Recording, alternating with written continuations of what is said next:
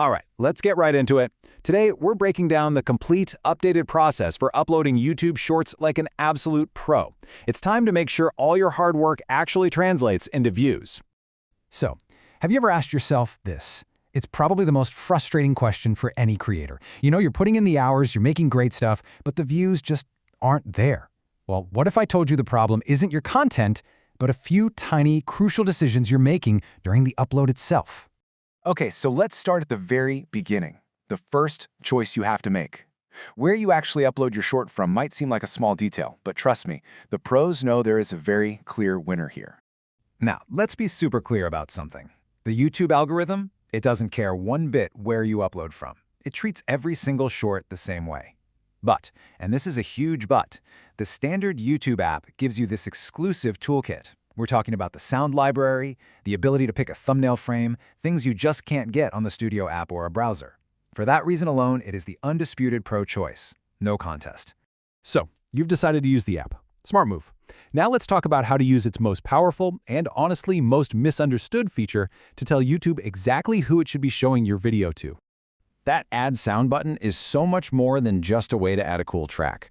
You have to think of it like this. Every single sound on YouTube is connected to an audience. It's a cluster of people who like certain things. So if you make, say, a finance video, but you slap a trending dance track on it, you're basically telling the algorithm to show your video to the wrong people. And that will absolutely kill your retention. The key is to pick audio that actually matches the vibe of your content. Okay, let's get into the stuff that really separates the beginners from the pros. We are talking about optimizing the two things a person sees before they even decide to watch: your thumbnail and your title. I know what you're thinking, but thumbnails don't show up in the Shorts feed, and you're right, they don't. But what about all the views you could be getting from the homepage or from YouTube search? A really clickable thumbnail is your ticket to getting that crucial traffic from outside the feed. It's just too important to ignore. You'd be leaving views on the table. So since YouTube doesn't just let you upload a custom thumbnail for Shorts, here's this brilliant little workaround that the pros use all the time. It's so simple. Just take your awesome custom designed thumbnail and edit it into the very first or very last second of your video file.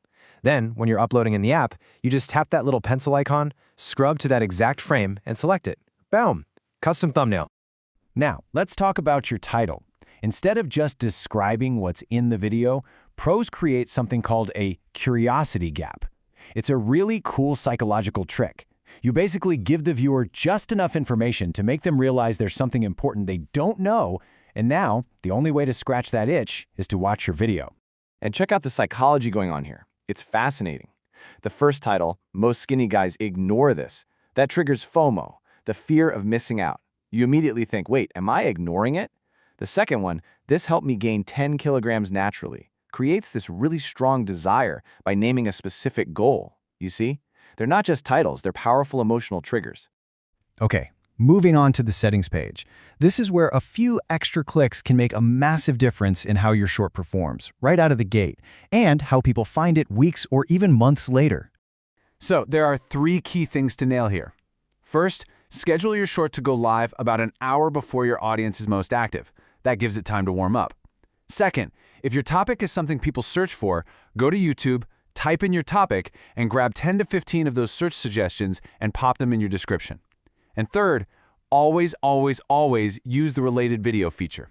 This boosts a metric called session watch time, which is basically how long someone stays on YouTube because of you. The algorithm absolutely loves that. All right, listen up, because this is the most crucial point of all. You can do everything else we've talked about perfectly, but if you don't nail the first 3 seconds of your video, your short is going to fail. Period. This is the real secret weapon. You have to get this concept burned into your brain. In the super fast-paced, endless scrolling world of the Shorts feed, there's no time to read a title or look at a thumbnail. Your opening, what you say and what you show in those first 1, 2, 3 seconds has to do all of that work. It has to hook them instantly or they're gone. And this is a perfect example of the climax hook. You show the most insane, action-packed moment of your video right at the start, but you cut away right before the big payoff. It creates this open loop in the viewer's brain that they absolutely have to see closed. Now, the contrarian hook is all about stopping the scroll by challenging a belief that everybody holds. You make the viewer physically stop and think, wait a minute, that's the opposite of what everyone says. Why would they say that? And just like that, you've got them. They have to watch to find out why you're right and they're wrong. This one taps directly into a viewer's goals. And, well, their fears. Your video isn't just helpful information anymore. You've positioned it as absolutely essential knowledge that they literally cannot afford to miss if they want to achieve their goals. It's powerful stuff. Okay, this hook is all about establishing instant credibility. You're not just some random person sharing an opinion. No, you're telling them you've done all the hard work for them. You've filtered out all the noise, and you're giving them the pure gold. That's an incredibly compelling offer. This one's a little sneaky, but it works so well. Just by adding a specific year, especially a future one like this, you make the information feel brand new, fresh, and urgent. Someone might think they know all about uploading shorts, but that date makes them think, oh, maybe something changed that I need to know about right now. And finally, the good old listicle hook. Our brains are just wired to love structured information. A hook that promises a specific number of things, like 5 creatures or 3 mistakes, tells the viewer exactly what they're going to get. It sets an expectation and encourages them to stick around to the very end to get the full list. So there you have it. From the right place to upload, to the thumbnail hack, to the art of that all-important first 3 seconds, you now have the pro playbook. So the only real question left is, which one of these killer hooks are you going to go test out in your very next short?